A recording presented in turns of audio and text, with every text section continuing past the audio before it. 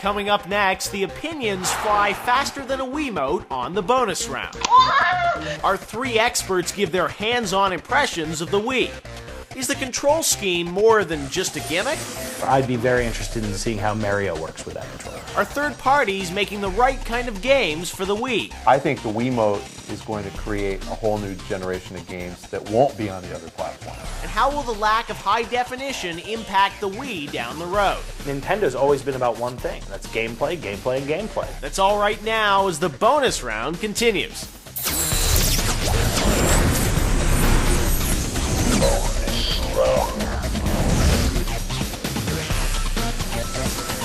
Welcome back to the bonus round. Tonight we're talking about the Nintendo Wii, Nintendo's brand new system. And joining me to discuss the system is Tommy Tallarico, noted video game composer and creator of Video Games Live. Pete Wanat, executive producer at Sierra, who also worked on Scarface, The World Is Yours. And Michael Pachter from Wedbush Morgan Securities.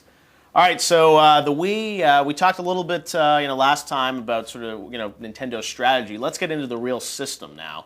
What did you guys think the first time you saw the controller for the Wii? Because I still remember that moment when I first saw that image and said, this is not at all what I was expecting for the controller. And I didn't know how it was going to work. Were you guys skeptical about the Wii when you first saw what it was going to be? For sure, yeah. And I kind of still am. Me personally. I mean, I've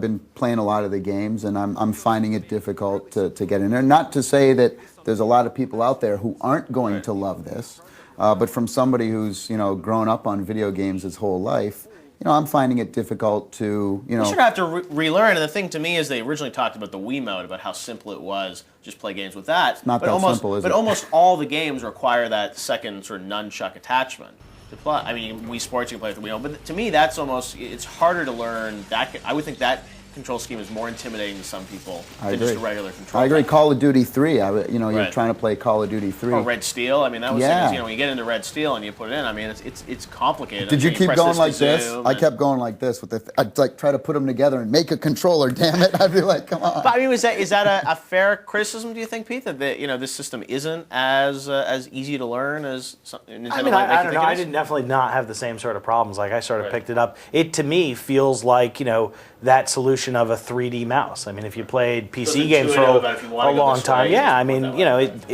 ideally you'd have that controller with a system that had super high-end graphics as well. Right. I think if you really want to judge the controller, you need to see what it looks like when it puts out high-definition gaming, and right now it's not doing that. But I think the controller itself is really intuitive. I don't have a hard time with it.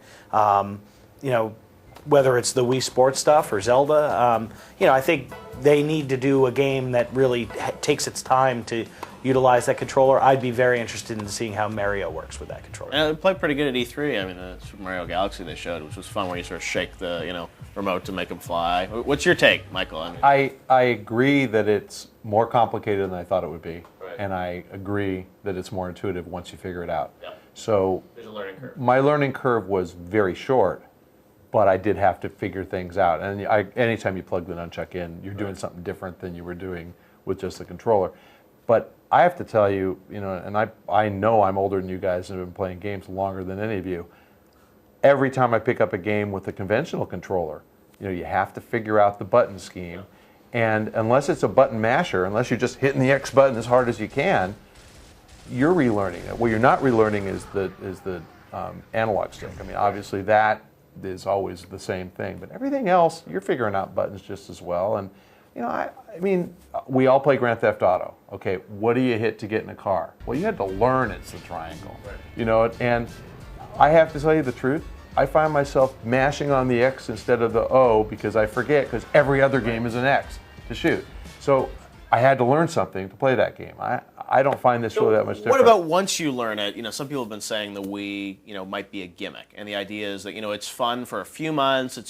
It's neat to do, play a couple games like this, but a year from now, are you really going to want to be playing all games this way, or is it going to kind of be a bit of a fad that wears off? What do you think, Tommy? I would probably lean in that direction a little more, but again, that's without knowing that what you have to play all. That was the a games, criticism that they had. People had of the DS initially and said like, oh, this is just a gimmick, and then now obviously a couple years into its life, everyone's still, loving the touch screen and using their stylus. Yeah, I mean, again, it's kind of like the iToy a little bit. When you first plug in that iToy, and it was really fun. Right. It was really great. Again, this is for me. But who's using their iToy now? Is what you're saying? Yeah. And it kind of wore off a little bit. But again, that's an unfair comment to make without seeing all of the other things they have to offer.